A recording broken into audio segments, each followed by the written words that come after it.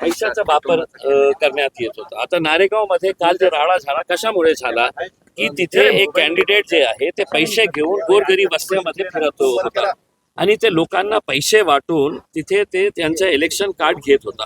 हे इतकं कॉमन हे फ्रॉड झालेला आहे इलेक्शनच्या संदर्भात गोरगरीब वस्त्यांमध्ये.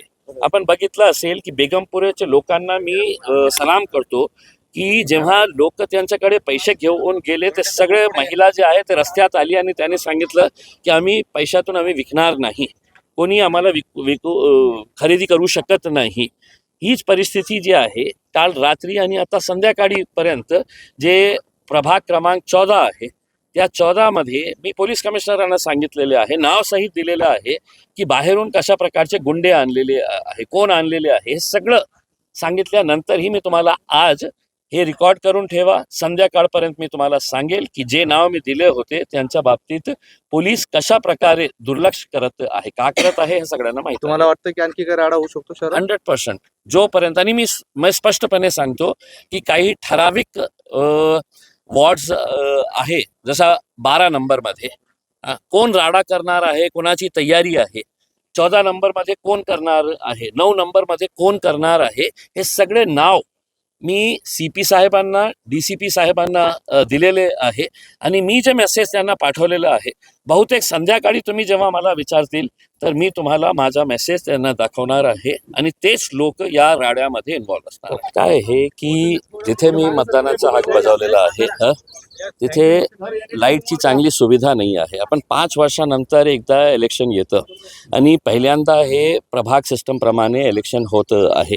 लोकांना 4 आपली निशाणी किंवा 4 नाव शोधून त्यांना मतदान करावं लागत आहे आणि अशा परिस्थितीमध्ये जेव्हा वयोवृद्ध लोक मतदान करण्यासाठी येतं तर त्यांना काही अडचण होऊ नये याच्या बाबतीत इलेक्शन कमिशनने काहीतरी दक्षता घ्यायला पाहिजे होतं की लाईटची व्यवस्था जी आहे ती चांगल्या प्रमाणे करायला पाहिजे होतं. तसं नाही झालं आहे, दुर्दैव आहे. पण इलेक्शन काय हे आता एक सिम्बॉलिक राहिलेलं आहे.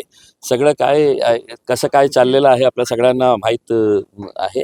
तरीसुद्धा मी लोकांना आवाहन करणार आहे की जास्तीत जास्त संख्येने आपण 100% वोटिंग कशा करता येईल, तुम्हाला मतदान कोणाला करायचे आहे तर तुम्ही ठरवा, पण कृपा करून शहराच्या विकासासाठी आपण बाहेर येऊन आपला मतदानाचा हक्क जे आहे ते बजावा. काय बहुतेक सत्ताधारी पक्षांना कळलं असेल की बाबा याच्यामध्ये आपल्याला फायदा होत नाही तर त्यांनी ते चेंज केलं असेल.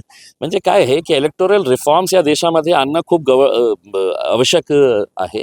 कारण ज्या प्रकारे आपण हे गप्पा मारतो ना की आपण टेक्नॉलॉजिकली आपण किती ॲडव्हान्स्ड आहे, आजही ते चिठ्ठी घेऊन जे 70 वर्षापूर्वी जे सिस्टम होता आपण चिठ्ठी घेऊन उभे राहतो ते मतदान करतं, आपण टेक्नॉलॉजीचा का वापर करत नाही आहे हे विचार करण्याची आवश्यकता आहे.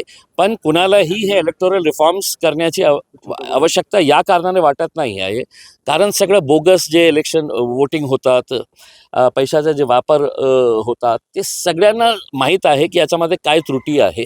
म्हणून कोणीही याच्यामध्ये लक्ष घालण्याच्या बाबतीत विचार करत नाही. दिलं ना मी चौघांनाही दिलेले आहे. माझे जे 2 उमेदवार होते त्यांना तर स्वाभाविक आहे माझ्या पक्षातले आहे आणि बाकीचे 2 आहे वेस्ट करण्याच्या ऐवजी मला माहीत होतं की माझ्या एरियामध्ये माझ्या कॉन्स्टिट्युएन्सीमध्ये चांगलं काम करणारं कोण आहे, मग ते कोणत्याही पक्षाचं असू द्या, अशीच भावना ठेवून दुसऱ्या वॉर्डामध्येही जिथे कमी कॅन्डिडेट्स आहे त्या लोकांनीही आमच्या बाबतीतही विचार करावा.